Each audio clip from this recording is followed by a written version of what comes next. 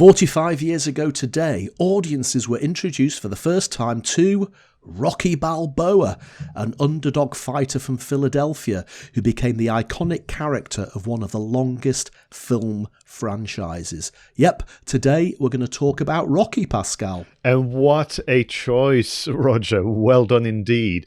It feels almost right that, as we mentioned a moment ago, this is a very strange start of the year, and the year is going to become, it's going to remain demanding and trying for people. Let's talk about, Rocky Balboa and how we all need to fight our way through what's left of the pandemic and more. And yeah, I mean, let's face it, the Rocky series, as you say, one of the longest film franchises. Most of the films are extremely uplifting. Most of them have a sequence in there, don't they, where there's training and there's overcoming obstacles, often accompanied by a very, very famous piece of rock music. And yeah, they are always films that make you feel uplifted and powerful, and I can get through this. So a very, very good start. And do you know what? This created a memory in my head, which when we were talking the other day about what film to do, I'd sort of forgotten about this, and then the memory came flooding back. My father was a massive boxing fan. Now, he was a general practitioner on the seafront in Blackpool in the 50s, 60s and 70s. And as a result of that, he used to interact with quite a lot of celebrities who were either doing shows on the piers in Blackpool or they were appearing at the Winter Gardens in Blackpool. And he'll tell stories about Bruce Forsyth and Roy Chubby Brown and this, that and the other. But he was also associated with the boxing matches that used to happen in the Winter Gardens. And he was frequently rubbing shoulders with the likes of Brian London, who was a very famous UK boxer from the 60s and 70s, and Cassius Clay, who went on, of course, to become Muhammad Ali. So because he was such a massive boxing fan, Rocky was one of those films from my childhood that I remember probably more than anything after Star Wars. And of course, Rocky came out in the UK in the same year as Star Wars in 1977. It did, yeah. I think it came out earlier in the States. And Rocky was also one of the first films, probably was the first film we ever got on VHS tape when it first came in. So just talking about Rocky ignited some memories within me that I actually haven't thought about for decades. And what is interesting, the very first time I saw Rocky, the very first kind of, you could say, episode or film, was with my dad indeed. But I was introduced to Rocky, or I became aware, if you like, of the brand and the character with Rocky 3. So I kind of, was Rocky 3, Eye of the Tiger, fighting the people I knew, the character that I knew as Mr. T from the A-Team. Then I backtracked and I watched the first one with my dad. And I will say that it took quite a few viewing for me to really get into it. But from the first moment that I saw Rocky, I just knew it was beautifully filmed. What I didn't know is that, really, sorry, Roger, by all accounts, it was a low-budget film. Mm-hmm. Mm-hmm. I mean, it doesn't look or feel low budget, does it?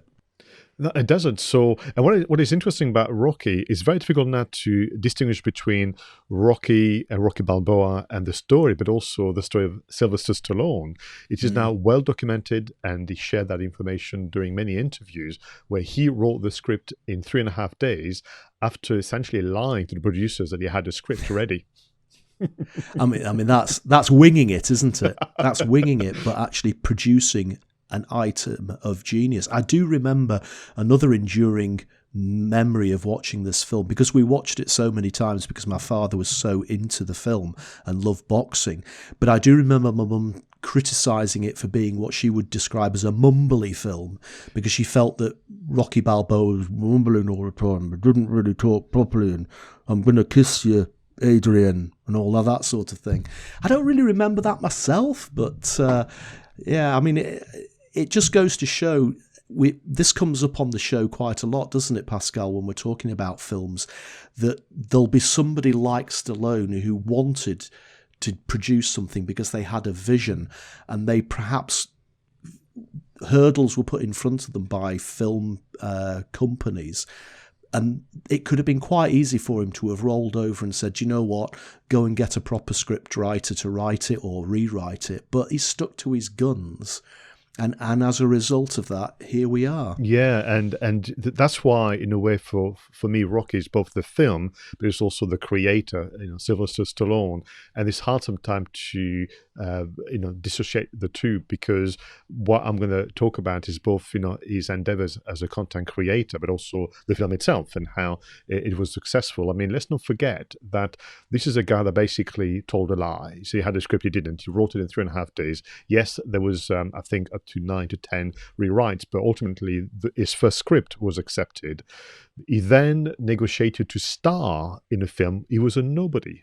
He was not known. I think he made one short film in New York, and then that was it. To the point where the production company halved the budget to essentially limit the losses. They wanted Burt Reynolds, they wanted James Caan to play the role of Rocky Balboa. Can you imagine? I mean, that's just nowadays that wouldn't work. But of course, as you mentioned a moment ago, for me, the reason why I love watching Rocky several times is beautifully filmed, so you can learn lessons about cinematography. But we must mention the music track from Tom Conti, Gonna Fly Now, right? I mean, like I said before, every Rocky film has its signature theme tune, and it's always uplifting, and it's always, even if you created a playlist of tracks from Rocky films, you would have half an hour to 45 minutes of truly uplifting stuff.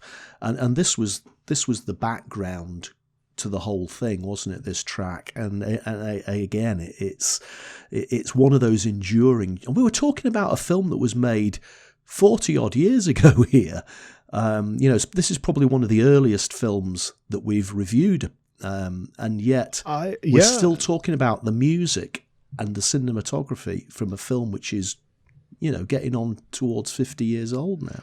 I mean, that film, was they started filming in January 1976. I mean, why wouldn't you choose the winter, one of the coldest months of the year, to film? But that's a territory of film production. This is when sometimes the kit, the people, the crews and cast are available because there's not much going on, and they filmed it in 28 days. Yes. This is unthinkable nowadays. No one would take. It would be 28 months to make a film, not 28 days. And it was so low budget that sometimes they had to borrow clothes from people. They had to ask friends and family in true indie filmmaking style to be extras and to carry do catering and so on. I think Sylvester Stallone said he had to use his own dog for the film. I mean, it's just great from that point of view. And of course, he was able, as a first-time filmmaker, to create a character that we still talk about decades later, that has created a franchise. But now you have hordes of tourists running up the steps of Philadelphia Museum, where they do obviously the most famous raising your arms on top of the steps and obviously getting selfies with a statue. And of course, it's now considered to be one of the greatest sports films of all time. Ranked second behind Raging Bull, I guess. But at the time, the critics basically said, nah, this is a poorly directed, heavy-handed fairy tale with pretty poor acting and pretty poor direction. So just goes to show, again, vision can absolutely triumph against the odds. And when you think about, therefore, the story of Stallone as a creator, so we begin by he was literally broke and he lied and he kind of maybe there's a lesson in that, which is when you've got nowhere else to go, just go for it. And then I don't know, a year and a half later, he's at the Oscars, having to basically receive 3 Oscars from 10 nominations.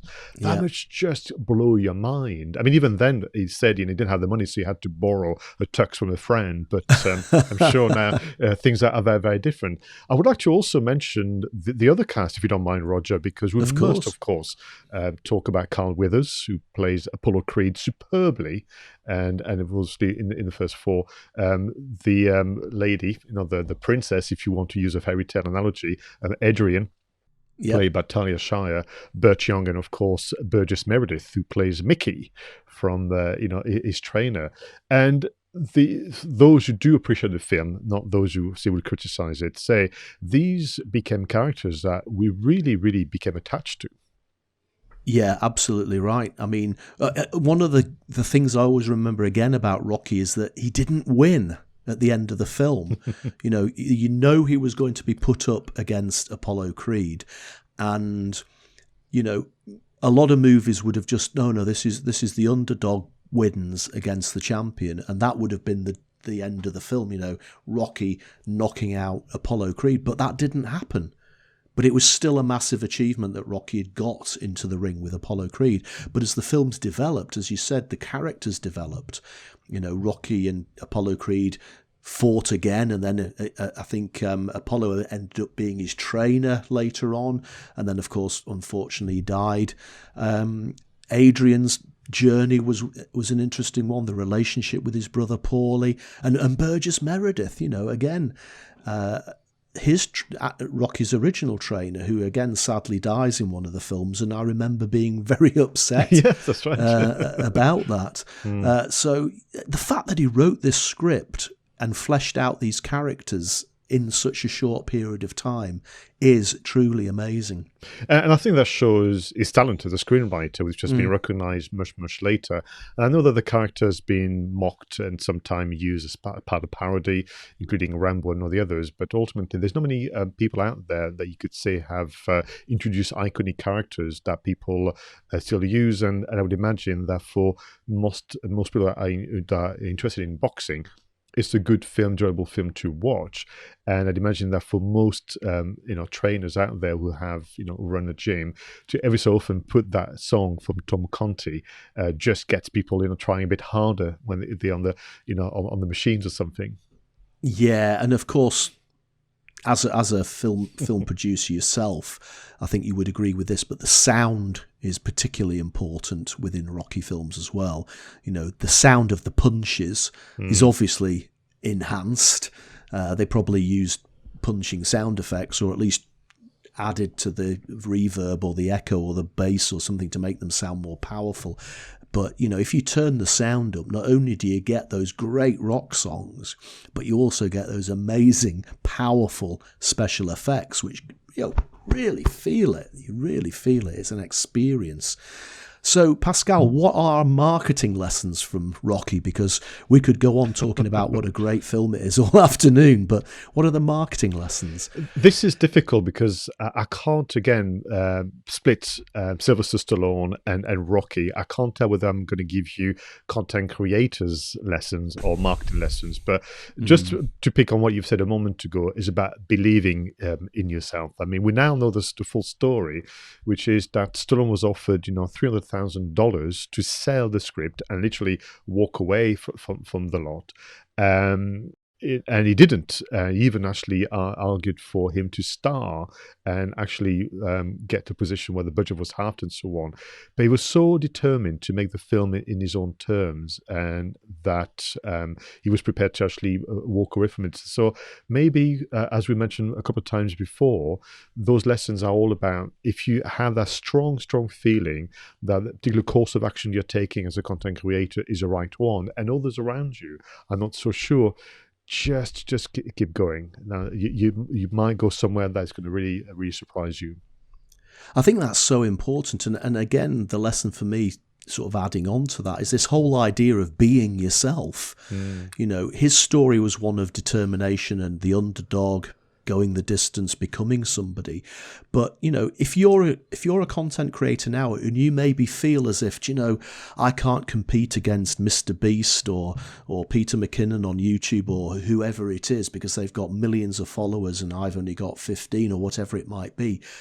Your natural inclination, I need to copy Peter McKinnon, or I need to copy Mr. Beast. But just imagine how Rocky would have turned out if he'd given in and let Burt Reynolds take the role. It probably would have been a disaster. It might have been a one hit. That's it, a one hit. Yeah. But I don't think it would have had that longevity that Stallone brought to it. So if you are feeling as if it's not worth trying to pin this to your own personality and your own determination. Use Rocky as a template and actually say, I don't need to be like everybody else. I need to be like myself. And it'll take a lot of hard work and determination, but it might well just become something that endures. And I think just to kind of run a parallel to that, another lesson could be around the storytelling. So when people are thinking of a case study, or even if you're having an interview style content with somebody else, to tell the story where it was difficult and it was hard, Yes. and actually was full of misgivings and doubts. I mean, there's a lovely scene, during the night before the fight, where Rocky Balboa confesses to Adrian that he's doubting himself. And you've got all those things. That's what makes the story engaging, and that's what makes character very endearing, where they're not always entirely confident, or they don't always have the answers. I think that is so important. And again, I feel that the world we're in at the moment, especially with, politicians and there's a lot of blame game going on in the world at the moment. And I don't think there's anything wrong in admitting that you're feeling a little bit frightened or a little bit insecure, or even that you may have made a mistake or you might have got something wrong, because I think people are more attracted to fallibility and they have more empathy with people who are successful but have also made mistakes on the way. And I think that this is another film that, like you've said, that scene that you've just described, it is one of extreme vulnerability, and there's nothing wrong with that, I think. For me, the final perhaps lesson we can take away, there's one which I thought about location, but much harder one to sell at this moment in time, Roger. So maybe I'll move on to not being afraid to revisit and expand on the story. So we now know that if you include Creed and Creed 2, that this is actually quite a long franchise, but one where, again, as you pointed out a moment ago, let's revisit this character, let's revisit this challenge, or let's revisit how they would behave or deal with a new challenge. And sometime if there is a story or an angle that's working for you, don't rush into changing and bring something completely new. Let the audience explore things in more in depth with you. I absolutely agree. Pascal, every time we have a conversation about a film on this podcast, I usually go away and end up watching the film again. This time, I'm going to be able to go away and watch the film, but I can guarantee I'm going to be getting my Spotify out and I'm going to be creating a playlist of Rocky rock tracks, which will probably be pounding out through the house over the course of the next few days. Pascal, thank you for being on the show with me again. It's great to be back, isn't it? The two of us here talking about what we love the most in the world of marketing. And thank you to you as well for listening to the show. Thank you for the feedback you've given us on the socials. Thank you for the feedback you've given us in person and on the YouTube channel. We really do appreciate you taking the time to listening and feeding back. So thanks for watching. If you're listening, thanks for listening. Please subscribe either to the podcast itself or to the YouTube version in all the usual places.